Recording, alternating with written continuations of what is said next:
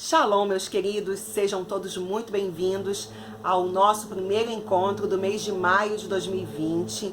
Eu espero que você esteja bem, dentro da medida do possível, porque eu sei que todos nós ainda estamos dentro desse isolamento social, mas cumprindo, esse período de quarentena, mas que possamos permanecer com os nossos olhos fitos no Senhor, com a nossa mente voltada para as coisas do alto, com o nosso coração cheio de fé e de esperança de que o nosso Deus tem tudo sob o seu controle e de que esse momento difícil vai passar. Não sabemos o momento, não sabemos o dia e nem a hora, mas vai passar.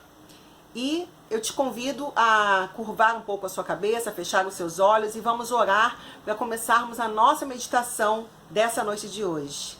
Vamos orar? Pai, em nome de Yeshua HaMashiach, nós queremos apresentar diante de Ti, Senhor, esse momento precioso em que passaremos aqui, Senhor, meditando na Tua Palavra. Vá, Senhor, ao encontro de cada coração nessa noite. Visita aqueles que estão enfermos, trazendo a cura. Traga, Senhor, o consolo para aqueles que estão de luto.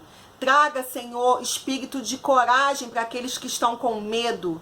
Traga, Senhor, alento ao coração daqueles que estão entristecidos. E seja com todos nós, Senhor, seja com todo o Teu povo espalhado em toda a face da terra. Nos fortaleça e nos conduza diante da Tua perfeita vontade. Em nome de Yeshua HaMashiach, nós oramos te agradecendo, Senhor. Amém e amém. E agora, eu quero te convidar a abrir a sua Bíblia no livro de Gênesis, no capítulo 39, para que nós possamos falar sobre um assunto que é muito pertinente para esse momento em que estamos vivendo. Eu quero fazer uma pergunta para você. Se você sabe qual é a moeda mais valiosa do mundo? E é isso que a gente vai descobrir agora, andando aqui em Gênesis, no capítulo de número 39, aonde está narrada a história de José. José havia sido levado para o Egito, onde o egípcio Potifar, oficial do faraó e capitão da guarda, comprou dos ismaelitas que o tinham levado para lá. O Senhor estava com José, de modo que esse prosperou e passou a morar na casa do seu senhor egípcio. Quando este percebeu que o Senhor estava com ele e que o fazia prosperar em tudo o que realizava, agradou-se de José e tornou-o administrador de seus bens. Aí a gente anda mais um pouquinho, no versículo de número 6, diz assim: José era atraente e de boa aparência. E depois de certo tempo, a mulher do seu senhor começou a cobiçá-lo e o convidou: venha, deite-se comigo. Mas ele se recusou e lhe disse: meu senhor não se preocupa com coisa alguma em sua casa, e tudo que tem deixou aos meus cuidados. Ninguém desta casa está acima de mim. Ele nada me negou, a não ser a senhora, porque é sua mulher. Como poderia eu, então, cometer algo tão perverso e pecar contra Deus? Aí a gente anda mais um pouquinho. Assim, no versículo 10 diz: embora ela insistisse com José dia após dia, ele se recusava a deitar-se com ela e evitava ficar perto dela. Gravem bem esse versículo. Ele se recusava a deitar-se com ela e evitava ficar perto dela. Um dia, ele entrou na casa para fazer as suas tarefas e nenhum dos empregados ali se encontrava. A mulher de Potifar agarrou ele pelo manto e voltou a convidá-lo. Vamos, deite-se comigo. Mas ele fugiu da casa, deixando o manto na mão dela. Quando ela viu que, ao fugir, ele tinha deixado o manto em sua mão, chamou os empregados e lhes disse: vejam esse hebreu que nos foi trazido para nos insultar. Ele entrou aqui e tentou abusar de mim, mas eu gritei. Quando me ouviu gritar por socorro, largou seu manto ao meu lado e fugiu da casa. Ela conservou o manto consigo até que o senhor de José chegasse em casa. Então repetiu-lhe a história. Aquele escravo hebreu que você nos trouxe aproximou-se de mim para me insultar. Quando gritei por socorro, ele largou seu manto ao meu lado e fugiu.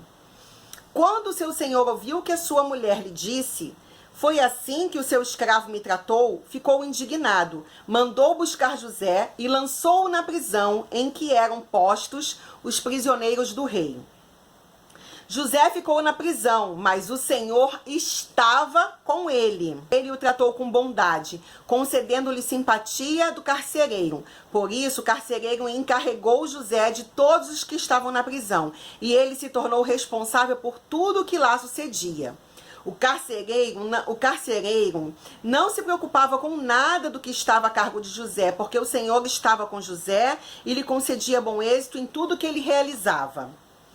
Bom, acabamos de ver aqui uma pessoa que era riquíssima, que sabia muito bem utilizar a moeda mais valiosa do mundo. E a moeda mais valiosa desse mundo é o nosso tempo.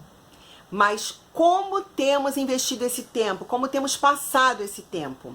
José era um homem rico porque sabia passar o seu tempo conectado com Deus, aliançado com Deus, firmado com Deus. Embora todas as circunstâncias que estavam cercando ele ali, ele foi pego pelos seus irmãos, vendido como escravo para o Egito. Depois ele vai trabalhar na casa de um homem importante dentro do Egito, e o homem coloca tudo ali sob os cuidados de José. A mulher desse homem tenta seduzi-lo, ele foge dela o tempo inteiro, ele não gostava nem de ficar perto. Ele não só recusava ela, repudiava ela, como ele não queria nem ficar no mesmo ambiente que ela. Acontece que um dia, por um acaso, não tinha ninguém ali dos funcionários perto, e ela tenta dar o bote nele de novo, mas ele prefere fugir do que ficar ali na companhia daquela mulher que estava tentando induzi-lo a algo errado, a algo que ele, quando ele responde para ela.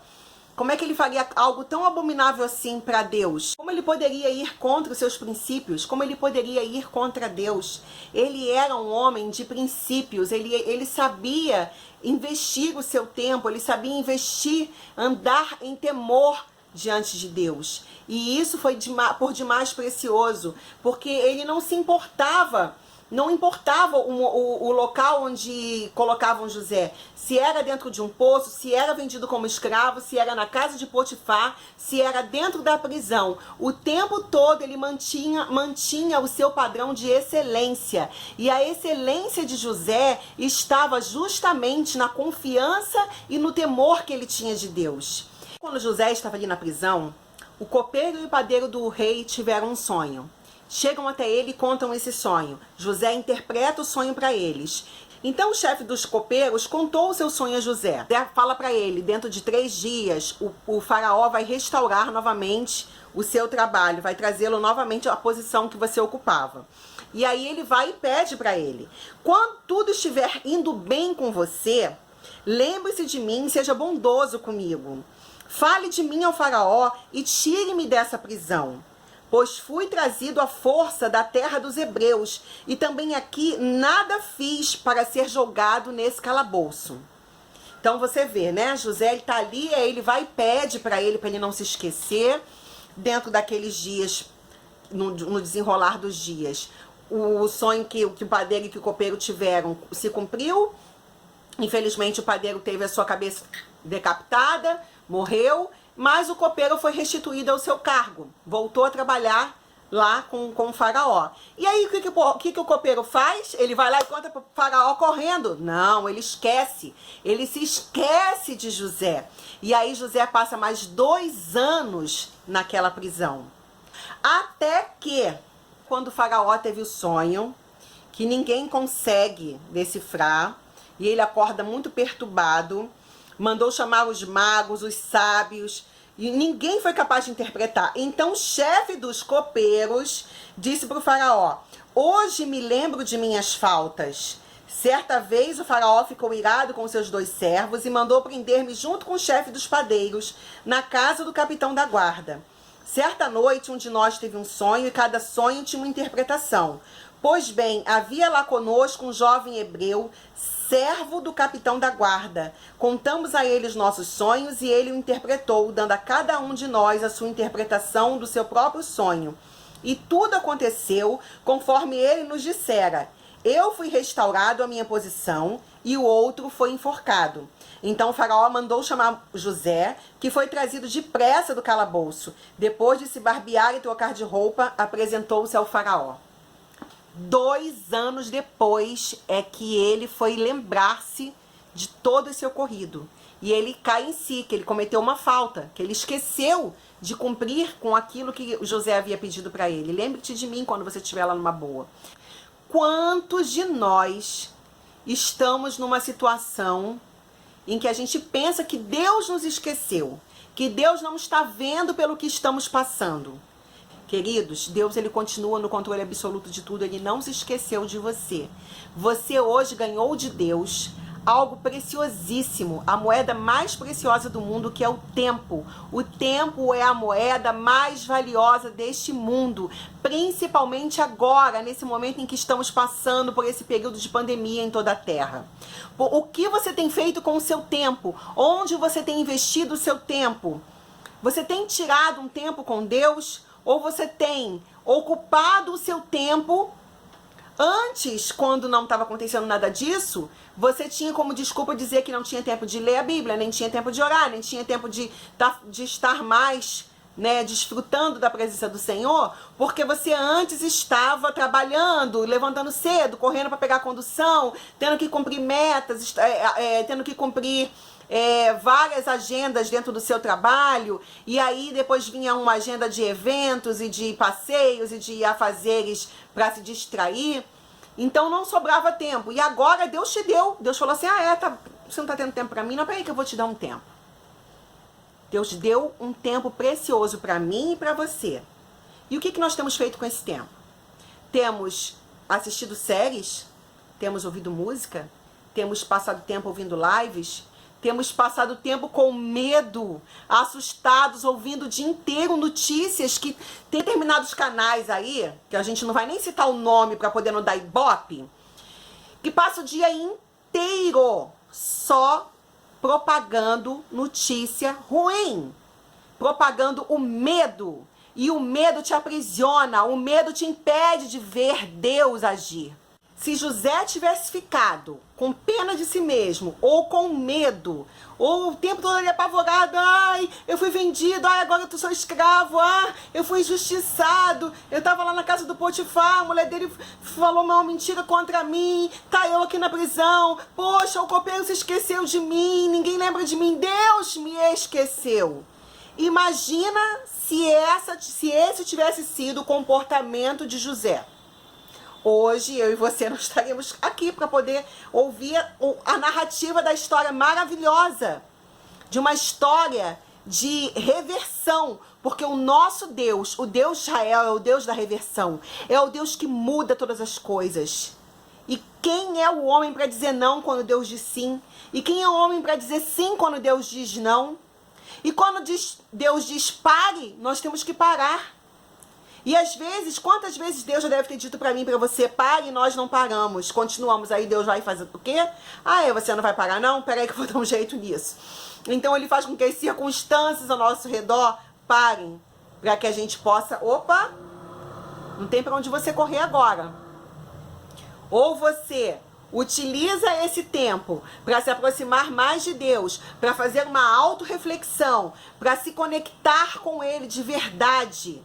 Porque agora não tem mais a igreja lá, o templo físico aberto para você ir lá ser apenas um religioso.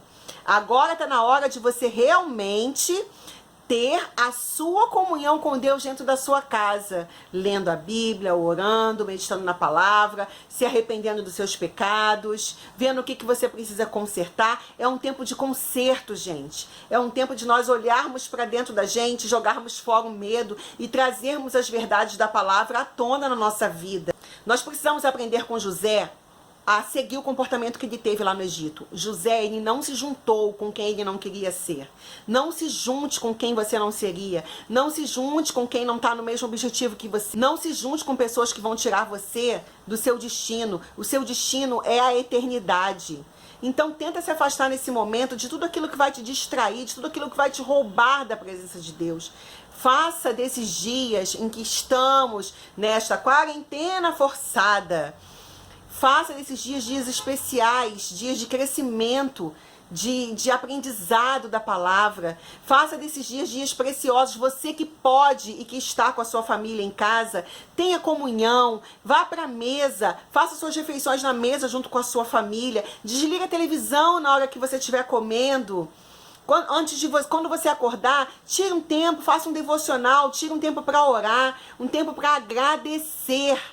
Pare um pouco de pedir e agradeça mais. Agradeça porque você tem casa, porque você tem comida, porque você tem vida, porque você está com saúde. Se você tiver sido contaminado com esse vírus e agora você está recuperado, agradeça pela sua recuperação. Tire um tempo também para interceder e para orar por outras pessoas. Tira um pouco o foco de você e ore por pessoas que estão ainda lutando contra essa enfermidade, pessoas que ainda estão acamadas nos hospitais, profissionais da área da saúde que ainda estão aí na linha de frente trabalhando, pessoas da área de segurança que estão aí na rua se expondo, trabalhando.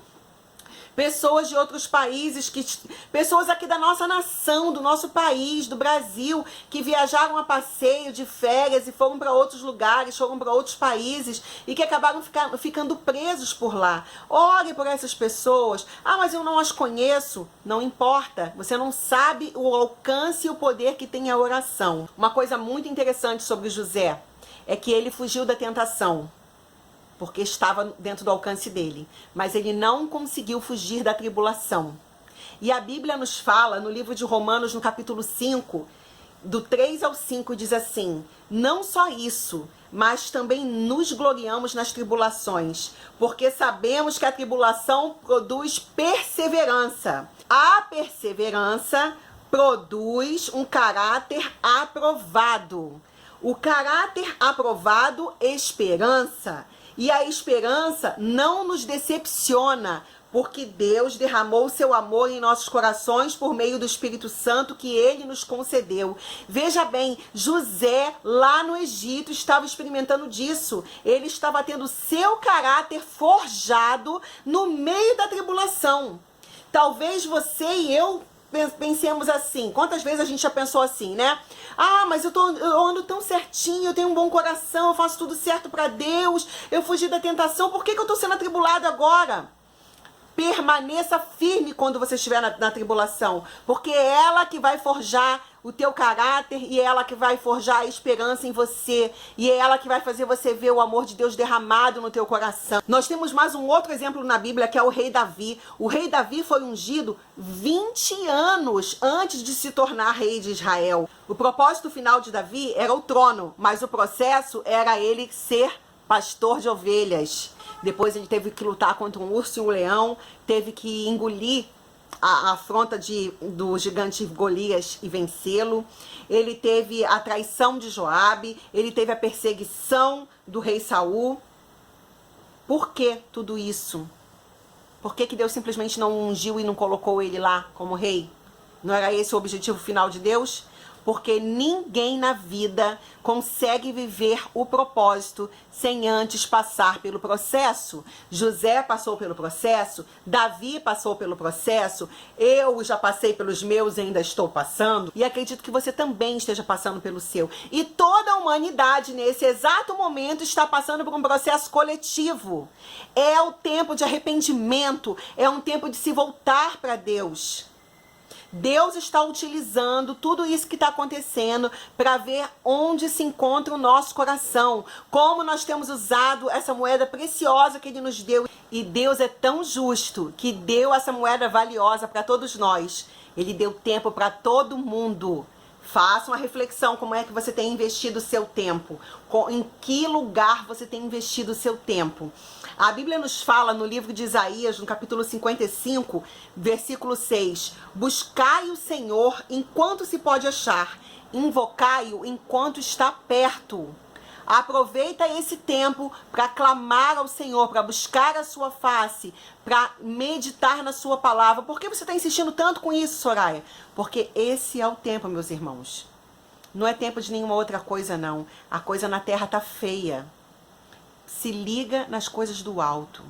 Esqueça um pouco as notícias alarmantes, ruins e malignas que a todo momento vem tentar roubar a tua paz, tentar roubar a tua fé, tentar minar a sua mente. Porque Deus, ele é fiel e ele tem o melhor para nós. Vamos pra gente encerrar, vamos ver como é que foi que José terminou a vida dele, como é que terminou essa história toda. É vendido, é preso, vai, a mulher de Potifar mente, fica de novo, vai pra prisão, fica na prisão mais 2 anos, depois de ter interpretado o sonho. Esquecem ele lá, mas Deus não o esqueceu. E aí quando ele faz a interpretação do sonho do faraó, olha o que acontece com ele. Disse, pois, o faraó a José: uma vez que Deus lhe revelou todas essas coisas, não há ninguém tão criterioso e sábio como você. Você terá o comando de meu palácio e todo o meu povo se sujeitará às suas ordens. Somente em relação ao trono serei maior que você. E o faraó prosseguiu: entrego a você agora o comando de toda a terra do Egito. Em seguida, o faraó tirou do dedo o seu anel selo, e o colocou no dedo de José. Mandou vestir linho fino e colocou uma corrente de ouro em seu pescoço. Também o fez subir em sua segunda carruagem real, e à frente dos arautos iam gritando: abram caminho. Assim José foi colocado no comando de toda a terra do Egito. Disse ainda Faraó a José: eu sou o faraó, mas sem a sua palavra ninguém poderá levantar a mão nem o pé em todo o Egito. E aí talvez a sua visão, que está um pouco estreita e que vai se ampliar agora, esteja dizendo assim: nossa, os humilhados serão exaltados. Deixa eu falar uma coisa para você, eu quero que você guarde isso no teu coração. Deus não apenas honrou José, Deus, ele foi honrado através da vida de José. Deus deseja ser honrado através da tua vida. Deus não vai te exaltar, ele deseja ser exaltado na sua vida, assim como ele foi exaltado na vida de José. Deus não vai soprar o seu nome, o nome dele será glorificado através da sua vida. Nada é sobre você, tudo é sobre ele. Nada é sobre mim, tudo é sobre ele. O nome dele é que precisa ser exaltado, o nome dele é que precisa ser bendito.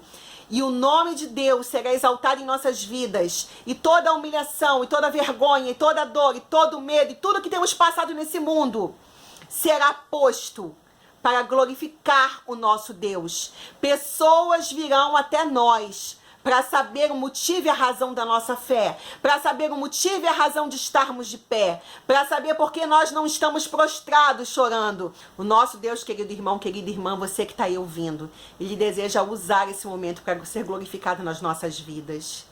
Para um pouco de olhar para você com tristeza, para um pouco de sentir medo. Eu não estou aqui pregando um evangelho triunfalista, não. Eu sei que você tem dor. Eu também tenho dias que são mais difíceis que outros. Tem dias que eu deito na minha cama e eu choro.